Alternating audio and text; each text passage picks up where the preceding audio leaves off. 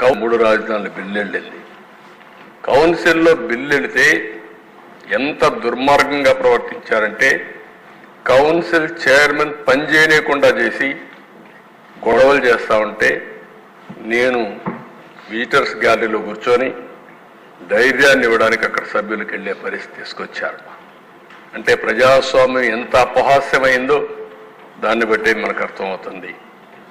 ఇంకొక పక్క దిశ ప్రభుత్వ కక్ష సాధింపు చర్యలకు ఆయుధంగా పోలీసులు మారిపోయారు. వైసీపీ నేతలతో కుమ్ముక్కై పోలీసులు నిబంధనల్ని ఎక్కడికక్కడ ఉల్లంఘించి యథేచ్ఛగా ముందుకు పోయే పరిస్థితికి వచ్చారు. ఎంత దుర్మార్గం అంటే ఎవరైనా వీళ్ళు చెప్పినట్టు వినకపోతే పోస్టింగ్స్ ఉండవు. ఇంకా ఎవరైనా సరే విభేదిస్తే వాళ్ళకు విఆర్ పెడతారు. విఆర్ అనే కొందికి జీతాలు రావు. 3 నెలలు 6 నెలలు సంవత్సరం 5 ఏళ్ళు విఆర్లో ఉన్న అధికారులు ఉన్నారు. అంటే 5 ఏళ్ళు జీతాలు రావు ఇంకోళ్ళకు. ఇలాంటి వేధింపులు చేసి ఏ విధంగా నయానా భయానా అన్ని ప్రయోగాలు చేసి పోలీసు వ్యవస్థని పూర్తిగా విధ్వంసం చేసే పరిస్థితికి వచ్చారు. నెక్స్ట్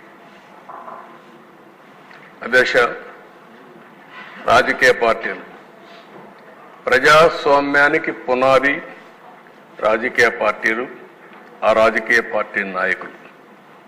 చిన్న పార్టీని కూడా ఎప్పుడైనా సరే విమర్శించాలన్నా దాడి చేయాలన్నా భయపడేవాళ్ళం. అలాంటిది దేశ నా జీవితంలో నా మీద ఎవరు కేసులు పెట్టలేదు, కానీ ఈ 5 ఏళ్లలో 17 కేసులు పెట్టారు.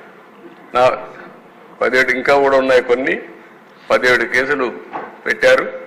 ఇంకొక పక్క ఒక కేసు అయితే నా మీద తెలంగాణ సమైక్య ఆంధ్రప్రదేశ్ ఉన్నప్పుడు బాబ్లీ విషయంలో మేము పోయినప్పుడు ఒక కేసు పెట్టారు తప్ప, అది కూడా పబ్లిక్ కోసం పోయినప్పుడు ఎక్కడ నాకు చిన్నప్పటి నుంచి కేసులు లేవు. కానీ వీళ్ళు వస్తానే 17 కేసులు పెట్టే పరిస్థితికి, చీటికి మాటికి కేసులు పెట్టే పరిస్థితికి వచ్చారు. జెడ్ కేటగిరీ ఉంటే మా ఇంటి పైన డ్రోన్ ఎగరేస్తారు. ఎల్జీ పాలిమర్ గ్యాస్ లీకేజీ పోవాలంటే విశాఖపట్నాన్ని తిరిగి పంపిస్తారు. చలో ఆత్మకూరు పోవాలంటే ఇంటికి గేటుకు తాళ్లు కట్టి నిర్బంధిస్తారు. ఎక్కడా నన్ను కదలనీయకుండా చేశారు. ఇకపోతే పవన్ కళ్యాణ్ గారు, ఆయన మీద 7 కేసులు పెట్టారు. రాజకీయ కార్యకలాపాలు పరిమితం చేసి వెంటనే అవన్నీ కూడా ఏం చేయకుండా చేసి వెంటనే విశాఖపట్నం నుంచి వెళ్ళిపోమని నోటీస్ ఇచ్చి మరీ పంపించారు. బలవంతంగా హోటల్ నుంచి వెకేట్ చేసి బయట వెళ్లే వరకు వెంటాడారు. వైసీపీ నేతలు వాళ్ళ యొక్క మాటలు చూసే దేశ ఇది ఒక ఫోటో. ఆయన కోపం వచ్చి ఏదైతే నన్ను అరెస్ట్ చేసే మునుపు నేరుగా వస్తా ఉంటే వీళ్ళు అడ్డం పడితే రోడ్డు మీదనే పడుకొని నిరసన తెలియజేసే పరిస్థితికి వచ్చామంటే ప్రజాస్వామ్యంలో ఎంత దారుణంగా ఉందో మనం అర్థం చేసుకోవాల్సిన అవసరం ఉంది. ఇవన్నీ అధ్యక్ష ఆ తాళ్లుగడ్డ అన్నీ మీకు చూపించాం. నెక్స్ట్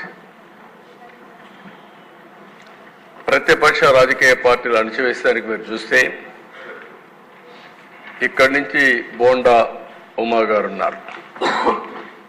ఇంకో పక్క ఆనాటి ఎమ్మెల్సీ బుద్ధా వెంకన్న మాచర్లకు వెళ్ళారు. కిషోర్ అని ఒక అడ్వకేట్. అక్కడ ఎలక్షన్ జరుగుతున్నాయి. నామినేషన్ సక్రమంగా వేయించడం కోసం వెళితే వీళ్ళ మీద దాడి చేసి కడాన వాళ్ళు ఎవ్వరూ సెక్యూరిటీ ఇవ్వకపోతే ఎక్కడో ప్రకాశం జిల్లా అవన్నీ తిరిగి తప్పించుకొని ఫైనల్గా విజయవాడకు వచ్చే పరిస్థితి తీసుకొచ్చారు. ఇంకొక పక్కన మీరు చూసే అధ్యక్ష, లోకేష్ జనరల్ సెక్రటరీగా ఆయన పాదయాత్ర చేస్తే యువగళకు ముందు పోతే మైక్ ఇవ్వకుండా, కనీసం బెంచ్ కూడా ఇవ్వకుండా, కూర్చోనియకుండా వెంటాడే పరిస్థితికి వచ్చారు. రాజమండ్రిలో గోదావరి వంతెన మూసేశారు. ఇది కొత్త విధానాలకు శ్రీకారం చుట్టారు. ఇష్టానుసారంగా చేసే పరిస్థితికి వచ్చారు. ఇక్కడ దేశ JC Prabhakar Reddy highest number of cases 43 అంటున్నారు, ఇప్పుడు 66 అంటున్నారు. అవన్నీ కూడా దగ్గర చాలా కేసులు పెట్టే పరిస్థితికి వచ్చారు. పల్లా శ్రీనివాసరావు ఆస్తిని మీరు చూస్తే నిర్మాణంలో ఉన్న భవనాన్ని జీవీఎంసీ కూల్చేసే పరిస్థితికి వచ్చారు. అవన్నీ అట్రాసిటీ చేశారు కాబట్టి మన ఎలక్షన్లో హైయెస్ట్ మెజారిటీ స్టేట్లో వచ్చిందంటే పల్లా శ్రీనివాస్కి వచ్చే పరిస్థితి వచ్చింది. అంత మునుపు మన పవన్ కళ్యాణ్ గారు కూడా అక్కడ పోటీ చేశారు కాబట్టి అది కూడా ఆయనకు ఉపయోగపడింది. ఇద్దరు మెజారిటీ, బ్రహ్మాండమైన మెజారిటీ వచ్చే పరిస్థితి వచ్చింది. శ్రీమతి ఆదిరెడ్డి భవాని కుటుంబం చిట్ ఫండ్ వ్యాపారం, ఆ వ్యాపారాన్ని దెబ్బతీయడానికి వాళ్ళ మామైనటువంటి అప్పారావుని మన ఎమ్మెల్యే రాజమండ్రి వీళ్ళని అరెస్ట్ చేసే పరిస్థితికి వచ్చారు, జైల్లో పెట్టే పరిస్థితికి వచ్చారు. పత్తిపాటి పుల్లారావు ఎన్నికల్లో అడ్డంకులు సృష్టించడం కోసం ల్యాండ్ పోలింగ్ కింద ఒక ఇది ఉంటుందని మీరు చేసి కొడుకును అరెస్ట్ చేసే పరిస్థితికి వచ్చారు. ఇంకొక పక్కన పులివెందల్లో ప్రతిపక్ష నాయకుడి పైన, ఈరోజు ప్రతిపక్ష నాయకుడు కూడా కాదు, ఆనాటి ముఖ్యమంత్రి పైన పోటీ చేసిన అభ్యర్థి రవీంద్రనాథ్ రెడ్డి కేసు పెట్టి జైల్లో పెట్టారు. ధూళిపాల నరేంద్ర సంఘం డైరీలో అవకతవకలు జరగకపోయినా జరిగినాయని కేసులు పెట్టి జైల్లో పెట్టే పరిస్థితికి వచ్చారు. కోన రవికుమార్ ప్రభుత్వ అధికారులపై దాడి చేశారని కేసులు పెట్టారు. చంద్రమోహన్ రెడ్డి ఫోర్జరీ కేసు నమోదు చేసి ఆ కేసు మీద ఆయన దేశంపై అరెస్ట్ చేసే పరిస్థితికి వచ్చారు. అదృష్టవశాత్తు అరెస్ట్ కాకుండా బయట వచ్చాడు. గౌతు శిరీష, పంచమర్తి అనురాధ, శ్రీమతి భవాని, ఆదిరెడ్డి భవాని సోషల్ మీడియాలో ఎన్ని అసభ్యకర ఇది పెట్టాలని అన్ని పెట్టారు. కానీ ఎన్నిసార్లు చెప్పినా యాక్షన్ కూడా తీసుకోలేని పరిస్థితి. నెక్స్ట్ అధ్యక్ష, ఎంత దారుణంగా చేశారంటే ఇక్కడే స్పీకర్గా పనిచేసినటువంటి కోడెళ్ల శివప్రసాదరావు అందరూ కూడా ఆయన్ని పల్నాడు పులిగా పిలిచేవారు, అందరికంటే ధైర్యస్తుడిగా పిలిచేవాళ్ళు. అలాంటి వ్యక్తి మీద 18 కేసులు పెట్టారు. నేను అడుగుతున్నా, ఏదో ఫర్నిచర్ని ఆయన మిస్యూజ్ చేశాడని ఆ ఫర్నిచర్ తిరిగి ఇవ్వలేదని కేసు. ఇప్పుడు నేను అడుగుతున్న ఈనాటి ముఖ్యమంత్రి, ఆనాటి ముఖ్యమంత్రి, ఇప్పుడు కూడా ఆయన ఇంట్లో ఫర్నిచర్ ఉంది, గవర్నమెంట్ ఫర్నిచర్ ఉంది.